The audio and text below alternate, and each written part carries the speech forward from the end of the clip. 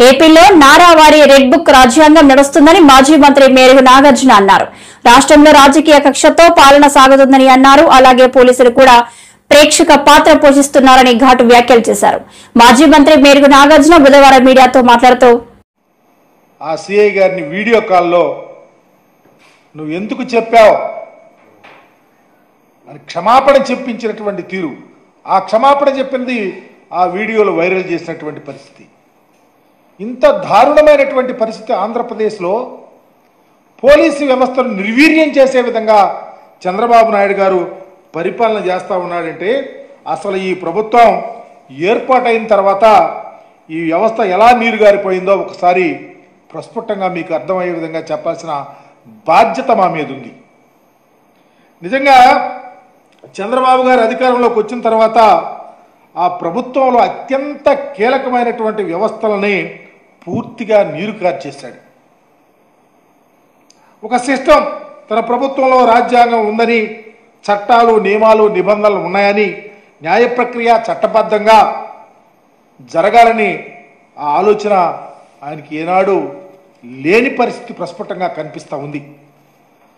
ఈ రాష్ట్రానికి ముఖ్యమంత్రి హోదాలో చంద్రబాబు నాయుడు మొదటి నుంచి అధికారుల యొక్క ఆత్మస్థైర్యాన్ని దెబ్బతీసే విధంగా, ముఖ్యంగా పోలీసు యంత్రాంగాన్ని ఆత్మస్థైర్యాన్ని దెబ్బతీసే విధంగా ఒక పథకం ప్రకారం వ్యవస్థల్ని నీరుగార్చుకుంటా వచ్చాడు.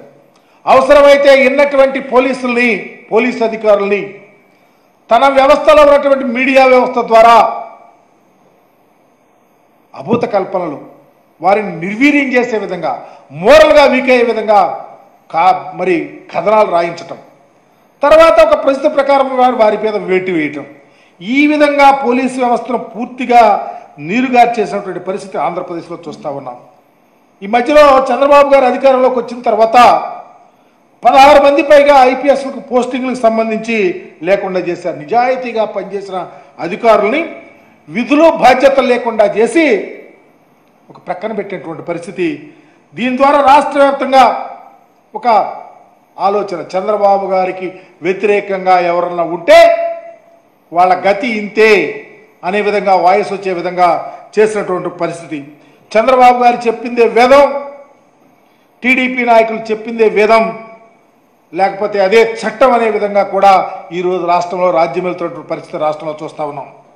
దీని ఫలితంగా వైఎస్ఆర్సీపీ శ్రేణులపైన, టీడీపీకి గిట్టని వారిపైన, సామాన్యులపైన దాడి, దౌర్జన్యాలు, ఆస్తుల ధ్వంసం, లేకపోతే హత్యలు జరుగుతూ ఉన్నా ఎవరు పట్టించు. దానికి కారణం చంద్రబాబు గారు పంపిన సందేశం. దానివల్ల పోలీస్ వ్యవస్థ క్రియాహీనంగా మారిపోయినటువంటి పరిస్థితి ఈ రాష్ట్రంలో చూస్తూ ఉన్నాం. దీనికి అంత బాధ్యుడు చంద్రబాబు గారే, స్వయాన ముఖ్యమంత్రి. ఉదాహరణకి నంద్యాలలో ఇన్సిడెంట్ జరిగింది. నంద్యాల సమీపంలో సీతారాంపురంలో సుబ్బారాయుడు హత్య, అయ్యా నన్ను చంపేస్తా ఉన్నారు, నా పోలీసులు సపోర్ట్ కావాలి, నన్ను రక్షించందని గగ్గోలు పెడితే ఆయన ఉన్న ప్రాంతం ఎంత దూరం, పోలీసు జిల్లా యంత్రాంగానికి 15 కిలోమీటర్ల దూరంలో ఉంటే ఒక్క పోలీసు కూడా వెళ్ళల. దానికి కారణం చంద్రబాబు గారు ఇచ్చిన లైన్. ఏం చేస్తే ఏం జరుగుతుందో చివరికి మా మీదకే వస్తుందని పోలీసులు భయపడి ఇలాంటి దురాఘాతాలు కూడా ఈ రాష్ట్రంలో జరుగుతున్న తీరు చాలా బాధాకరం. నిజంగా వ్యవస్థ ఒక ప్రక్కకి వెళ్ళిపోతా ఉన్నా నిమ్మకు రేనెత్తినట్టు అధికారాన్ని నడిపే వ్యక్తి తనకు కావలసిన విధంగా ఈరోజు ఈ రాష్ట్రంలో పరిపాలన చేస్తూ ఉన్నాడంటే ఎంత బాధ్యతారాహిత్యంగా ఉన్నాడో దీనికి కారణం ఈ రాష్ట్ర ముఖ్యమంత్రి కాదా అని నేను అడుగుతా ఉన్నా.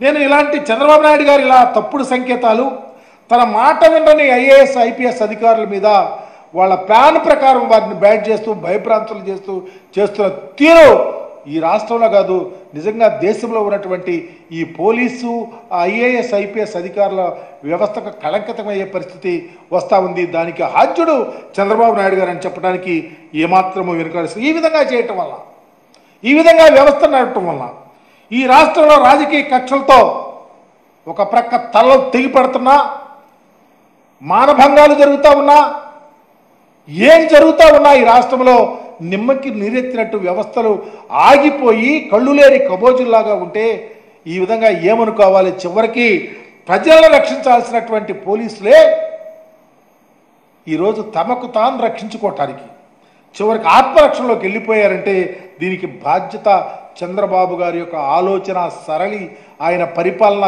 తీరు అని మాత్రం పూర్తిగా అర్థమవుతా ఉంది.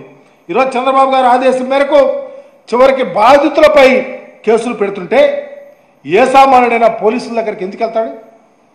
పోలీసుల వల్ల మాకు న్యాయం జరిగిద్ది, పోలీసులు మాకు అండగా ఉంటారు, మాకు రక్షణ ఉంది అని చెప్పుకోవటానికి ఎక్కడ అవకాశం ఉంది? దాడులు, అఘాయిత్యాలు, అమానుషాలు, వెలివేతలు వీటన్నిటికీ కారణంగా చంద్రబాబు ప్రభుత్వం, చంద్రబాబు గారు నడుపుతా ఉన్నారే. రాజ్యాంగం మీద ఏ రాజ్యాంగమేనా? రాజ్యాంగమే నడుపుతా ఉందా ఈ పరిపాలన? ఇది ఒక నారావారి రెడ్ బుక్ పరిపాలన కాదా అని అడుగుతా ఉన్నా.